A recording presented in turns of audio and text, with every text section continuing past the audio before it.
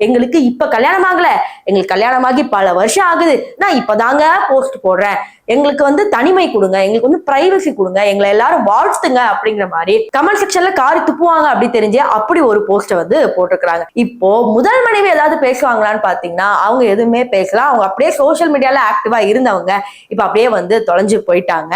இதை பற்றி மாதம்பட்டி ரங்கராஜ் தான் பேசுவாருன்னு பல பேர் எதிர்பார்த்துட்டு இருக்காங்க. ஆனா அவர் இரண்டாவது மனைவி பத்தியும் போடல, முதலாவது மனைவி பத்தி போடல, எனக்கு மனைவியே இல்லடா அப்படிங்கிற மாதிரி தான் உங்களோட இன்ஸ்டாகிராம் அக்கௌண்ட் இருக்கும். இதுல சுவாரஸ்யமான ஒரு விஷயம் பாத்தீங்கன்னா புது மனைவியும் சரி பழைய மனைவியும் சரி அவங்களோட இதுல வி ஆர் மிஸ்ஸஸ் ரங்கராஜ் அப்படிங்கிற மாதிரி போட்டிருக்காங்க. நீங்க கேட்கலாம், அடுத்தவங்களோட பர்சனல் லைஃப்ல போய் நீ மூக்க நுழைக்கிறே அப்படின்னு கேட்டீங்கன்னா, ஒரு பிரபலமான நபரா இருக்கிறவரு முதல் மனைவியை வச்சுக்கிட்டே இன்னொருத்தரை ஏமாத்துறாங்கன்னா அப்போ இவங்களுக்கு பின்னாடி இருக்கிற அந்த டார்க் சீக்ரெட்ஸ் எல்லாம் நமக்கு தெரியணும்ல. ஏன்னா இவங்க எல்லாம் பார்க்கும்போது நல்லவங்க, படத்துல நடிக்கிறாங்க, எவ்வளவு ஜோவியலா இருக்காங்க அப்படிங்கிற மாதிரி பல பேர் நினைச்சிட்டு இருப்பாங்க.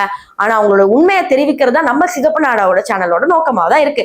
சோ இந்த மாதிரி இருக்கிற இந்த நபருக்கு நீங்க என்ன சொல்ல நினைக்கிறீங்க அப்படிங்கறத கமெண்ட் செக்ஷன்ல சொல்லுங்க.